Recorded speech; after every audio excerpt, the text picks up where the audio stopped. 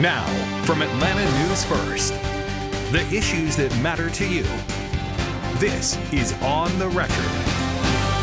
And on the record this Sunday, a major blow to President Donald Trump's economic agenda. The Supreme Court striking down the administration's sweeping tariff policy.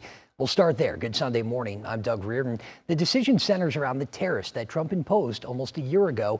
He was using an emergency powers law, including the sweeping reciprocal tariffs that he levied on nearly every other country. The ruling from the Supreme Court coming just after President Trump returned to Georgia to, of all things, tout his tariff plan. The president has already signed an executive order that would impose a 10% global tariff, but those fees would be limited to just 150 days unless they are extended by Congress. Other alternatives will now be used to replace the ones that the court incorrectly rejected. We have alternatives, great alternatives. Could be more money. We'll take in more money. Today, I will sign an order to impose a 10% global tariff under Section 122 over and above our normal tariffs already being charged. On Thursday, President Trump toured a steel processing factory in Rome. During remarks at that plant, he touted the tariff plan, shouting out local Georgians who he says will benefit from his economic policies, and he outlined his priorities in front of an enthusiastic group of supporters in Northwest Georgia. Under the last administration, every economic policy punished American workers and businesses like this one, while rewarding those who outsource to foreign nations. Under the Trump administration, our policy is the exact opposite, making it harder to outsource while rewarding those who invest, hire, grow, and build right here in the USA. And those remarks from the president happening in the district, once represented by former Congresswoman Marjorie Taylor Greene. President Trump's sudden rebuke of Greene last year pushed her to resign her seat in Georgia's 14th congressional district. Early voting actually is underway right now in the race to replace Greene in Congress. Almost 20 candidates are running to fill that seat, including about a dozen Republican candidates. Former Congresswoman Greene says she will not be making an endorsement in the race for her seat. But President Trump has endorsed former District Attorney Clay Fuller's campaign. Trump praised Fuller in front of supporters in Rome on Thursday, bringing him up on stage during his event to speak. With so many candidates splitting the vote, we can tell you a runoff is very likely to take place in April. But whoever wins will only serve the rest of Greene's current term through January. If they want to keep the job beyond that, they'll have to run in May's primary for the full 2-year term and then face voters again in November's general election. And Georgia Democrats framing the president's visit as a distraction, with tons of Republican lawmakers away from the Capitol to go see Trump in Rome. Georgia Democratic Party Chairman Charlie Bailey was critical of both the president's policies and the GOP candidates who are co-signing them. Since Donald Trump's been in office, his policies have hiked prices, the grocery bills, power bills, health care bills. The people of Georgia do not like it. They are not in favor of giving all their money for health care to billionaires. But yet, these clowns running for Senate and governor continue on backing it. Because there's a reason that the president's coming here today. He's coming here to lie. He's coming here to gaslight. He's coming here to portray a version of the truth that does not exist. And we're bringing in our panel now, former Republican state representative and vice president of public policy for the Georgia Center for Opportunity, Buzz Brockaway. Also, Fred Hicks, Democratic political strategist and president of the Hicks Evaluation Group. We appreciate you guys both for joining us today. Buzz, I want to start with you. We'll talk about this tariff policy. The president was really touting it out in Rome last week. And, you know, this is a big blow to something that he has touted as one of his most robust policies since coming back into office. How big of a blow is it to the president? And if there are economic impacts that are positive, do you think he will maybe try and pivot and take advantage of that?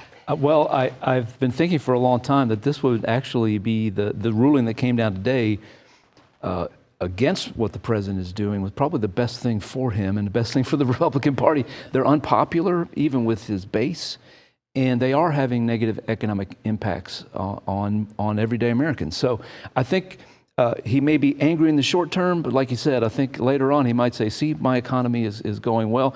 And he might be right. I think this will lift a burden off of the economy and allow this economy to really get roaring. Yeah, and Fred, is it kind of the opposite for Democrats? They really love to hammer him on this tariff issue, and now it's kind of gone away for them. But as you said, maybe there might be some impacts to the economy here. How are Democrats viewing the Supreme Court ruling? Well, I think, first of all, Democrats love America, right? And so this is a big win for America because the Constitution is clear that the power of taxation rests with Congress, not with the executive body. And so I think, number two, this restores a little bit of faith in people that we have some semblance of checks and balances, and that was something that was kind of starting to fade. But for Democrats, I think this feeds right into the narrative that this president has consistently engaged in overreach, and in so doing, he's impacted our standing in the world. So this is a good thing, I think, for us. Yeah, and you know, obviously the president always kind of makes a statement when he visits places. He's been to Michigan, Pennsylvania, Iowa very recently. How important was his trip to Georgia, and what does it tell you and maybe voters about the importance of the state come midterm time? Well, it is important, very important state. We're going to be, again, at the center of what's going on in politics of the United States. Yes. But I think specifically for this race, there's such a slim margin that the Republicans have in Congress. And there's growing concern with, as you mentioned, 20-some candidates, including several Democrats. And Democrats are rallying around one of their candidates. I saw Mayor Pete endorsed a candidate in that race. Growing concern in Washington among Republicans that they could lose this special election. So President endorses a candidate, comes down here to support him. I think it was important for that race to increase the Republicans' chances of holding that seat. I think so, and especially if you're Clay Fuller and Fred, kind of the same thing. But I want it from the Democratic take.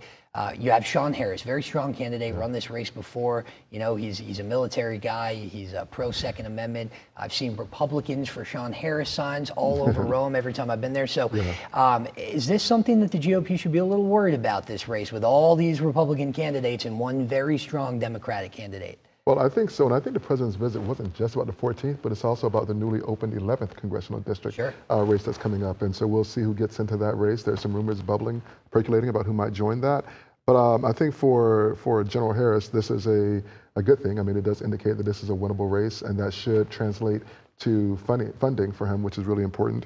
And as Buzz mentioned, with the very narrow margins, every single race across the country makes all the difference in the world. Yeah, and I think that also goes for the gubernatorial race, which the president talked a bit about, right? It wasn't just Georgia 14 that President Trump was keeping an eye on. He also waded into the governor's race once again, doubling down on his support of Lieutenant Governor Burt Jones and seemingly brushing past the entrance of billionaire businessman Rick Jackson in the GOP primary. He didn't say his name one time. Burt Jones has been an incredible leader. He's been an incredible politician when people are coming in with lots of money and lots of everything else. But Burt has, number one, he has my endorsement. Number two, he has the greatest career. Yeah, of course, the president, not by name, but mentioning billionaire businessman Rick Jackson. He launched his campaign 3 weeks ago, telling voters that he is the most Trump-like candidate in the race as a political outsider. Meantime, new poll numbers from Qantas Insight show that Jackson has a big lead over Lieutenant Governor Burt Jones. More than 32% of respondents said if the race was held today, they would vote for Jackson. Jones polled just under 17% of likely voters who responded to that poll, and about 37% remained undecided. And Buzz, when we talk about endorsements of Clay Fuller, of Lieutenant Governor Jones, we know that it matters. It matters to have the president's endorsement, but Trump's endorsement isn't always the gold standard for winning in Georgia. How much does it matter? It helps, no doubt about it. Certainly, I think it helps more in the 14th because it separates one candidate above all the cast of thousands in that race. But I don't know, unfortunately for Lieutenant Governor Jones, I don't know that endorsement really brings him any voters that he didn't already have. Everybody in Georgia knew he was a Trump ally, was a MAGA candidate. So I don't know that it necessarily boosts him other than maybe in fundraising. And he's trying to create, before Mr. Jackson got in the race, Lieutenant Governor was trying to create this air of inevitability that he's the guy, jump on board with me, let's go. And dispatch with these other folks. But that's harder to do when a candidate comes in with $50 million. Right. I think it was less of a bombshell, more of a nuclear warhead when we're talking about money in this race. And Fred, you know, we heard Representative Bryce Berry, Charlie Bailey of the DPG say that Trump was coming here to mislead voters. In fact, he talked about tariffs the next day. They were overturned by the Supreme Court. And so my question to you, though, is are Democrats capitalizing on this enough? Are they at the state house, at the federal level, doing enough to show voters that they are trying on the economy? Well, you know, I think there's always something that internally we Democrats really kind of wrestle with is messaging and our messengers. So I think the Democrats have been very active in the tax debate this year under the dome. But it's going to be interesting, I think, to see. When you're in a minority party, it's hard to get attention and to get airwaves and get airspace, and so that is the struggle.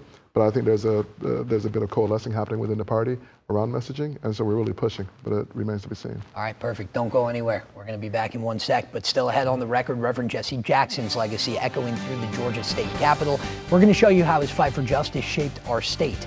Plus, a longtime legislator is now leaving her seat in the Georgia House behind. Georgia Speaker Pro Tem Jan Jones will not run for re-election this year. The Milton Republican was elected Speaker Pro Tem in 2010 and then re-elected to her position every term since then. It makes her the longest-serving Speaker Pro Tem in U.S. history. And between the death of Speaker David Ralston and the election of Speaker John Burns, the man she's standing next to there, Jones did ascend to the speakership, becoming the first woman in Georgia history to hold the position. And Georgia's voters will elect a new member of the Public Service Commission this year. We just went through a big election for the PSC, but Republican Commissioner Tricia Pridemore just announced she will not seek another term. Pridemore's announcement comes just a few months after Democrats captured 2 seats on the Public Service Commission during a special election. Pridemore has represented Northwest Georgia on the 5-member panel since 2018. The PSC, of course, determines how much utility companies like Georgia Power and others can charge for electricity, natural gas, and telecommunications services. And meantime, Fulton County leaders are accusing the federal government of misleading a judge. It comes weeks after federal agents swarmed Fulton County's elections hub and executed a search warrant that allowed them to take hundreds of boxes of ballots from the 2020 election. In a filing last week, Fulton officials said the FBI made, quote, serious omissions in the search warrant application.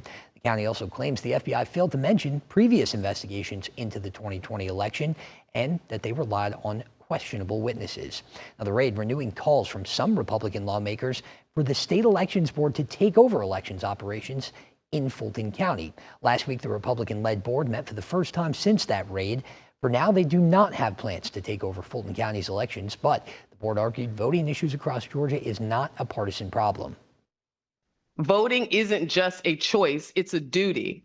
It is the price of admission for a free society.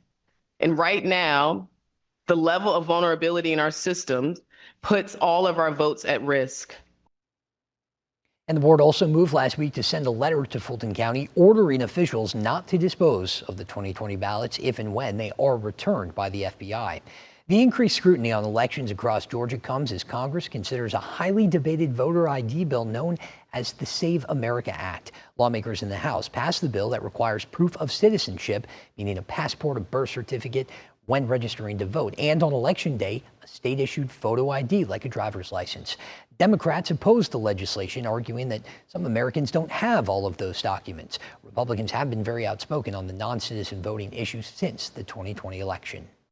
And so, Fred, we had a very recent admission by Fulton County that there were unsigned tabulator tapes. You know, we know after 2020, they were under sort of a consent decree to fix some of the issues, right?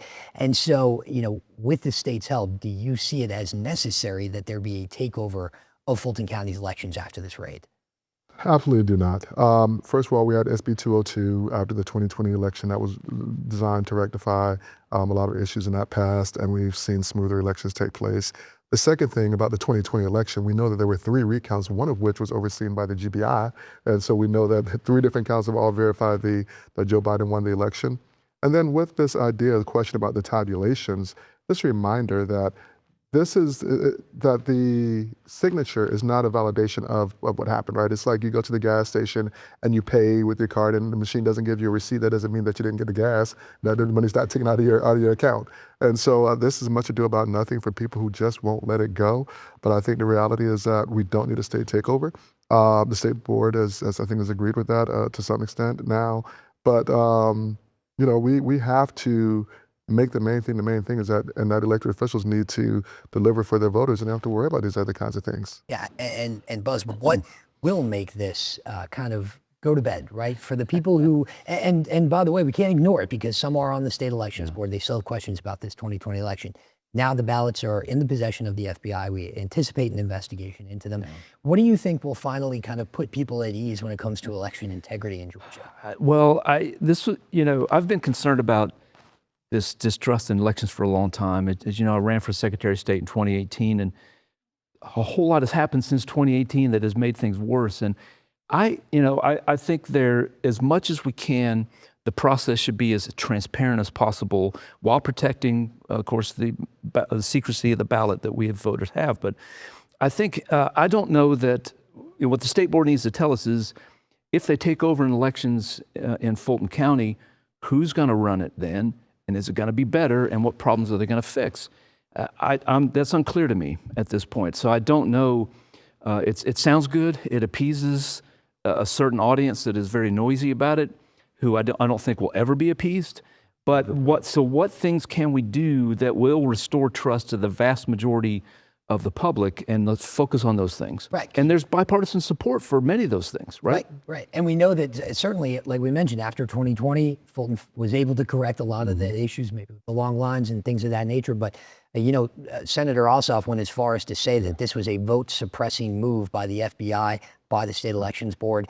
But he also has maybe an idea that this might bring more people out to the polls because of some of the uproar around this FBI raid. What do you think? I think both things are true. I think number one, if you want to get Democrats, particularly minorities, together vote, let them feel like you're trying to take something away from them, right? And so I think, and we saw this with faith leaders gathering around Metro Atlanta to speak out about this, that this actually could lead to an increase in voter turnout. And the second thing, I think Senator Ossoff said, I think it was on the Colbert Show, that when you have the nation's top spy chief standing and overseeing an illegal raid, or particularly illegal raid, there's something really wrong with that. And I think he's absolutely right about that. Listen, it's interesting to me that they only question 2020. They don't question 2022 when Governor Kemp won. They don't question 2024 when President Trump won. But now in 2026, you want to talk about a takeover of Fulton County, but you're not citing the elections that happened since then. Come on. Right, and we've heard that a lot from Democrats, certainly, and no one more so than Senator Ossoff. And getting back to this voter ID bill, because that's something that Republicans certainly for a long time have talked about doing in Georgia and wanting to do. But, the potential barriers that Democrats are bringing up, is that a real issue for you? Is this common sense, or could it be an issue? Well, I mean, voter ID for voting is very, very popular across the political spectrum. But Georgia's experience in implementing this is important, and Congress should pay attention to it. Georgia had to go above and beyond, make extraordinary efforts available to provide a legal ID for people to vote who could not afford it. So Georgia did that. It has held up under a court challenge many times. Congress needs to learn from that. If we're going to impose this nationwide, then states need to take extraordinary measures to make sure that everybody has access to an ID, a legal ID that they can use to vote. If they do that, then it will withstand court scrutiny. If not, then it's going to get tossed out, as has been tossed out in other states. Right, because you can't cut off people's access to the vote for one reason or another. Awesome. Well, thank you guys both for coming in. As always, we appreciate your insight. Still ahead on the record, funeral services start this week for civil rights icon Jesse Jackson as lawmakers at the Georgia Capitol honor the civil rights icon. The On the Record newsletter sends every story impacting Georgia's political landscape straight to your inbox. Scan the code on your screen to subscribe today. Welcome back. A civil rights giant has died. Reverend Jesse Jackson passed away last week at the age of 84. For decades, he carried forward Dr. Martin Luther King Jr.'s fight for justice. Atlanta News First's Abby Kasouris is at the state capitol where lawmakers are honoring his legacy. Inside the Georgia State Capitol, a moment of silence for a man who spent his life making noise for justice. Born in the Jim Crow South, Jesse Jackson became Dr. Martin Luther King Jr.'s protege. He was in Memphis when King was assassinated. He picked up the torch, founding Operation Push to fight economic justice, then the Rainbow Coalition to unite people across racial lines. Keep hope alive. Keep hope alive. State Senator Gail Davenport stood at the well to share her memories. She joined the Rainbow Coalition as a volunteer, traveling Georgia with Jackson. He inspired millions. In Georgia, he registered thousands to vote, pushed corporations to hire black workers, and fought to get minorities and women into positions of power. Look at this building now. More women, more minorities, shaping Georgia's future. Too much blood has been shed for our right to vote. So as black people, we're not going to give up on that. And that's what we're down here for. We're not down here to win no popularity contest. protest. We're down here to fight for the people. Even with a rare neurological disease, Jackson never stopped fighting, returning to Georgia for the trial of Ahmaud Arbery. The ACLU says Jackson's message was simple: engage with your leaders, demand they represent you. He always had a saying, I am somebody. Everyone, the 11.2 million Georgians, we are somebody. This legislature and this budget, the laws that are passed, needs to reflect that. A legacy they're vowing to protect. But he goes home now. He folds up his baggage from South Carolina and North Carolina and goes to the land where he can forget all of the serious illness. Abby Kasoris, Atlanta News First. And that's our show. Thanks to our guests, Fred Hicks and Buzz Brockaway. And thank you as always for watching. We'll see you here next Sunday.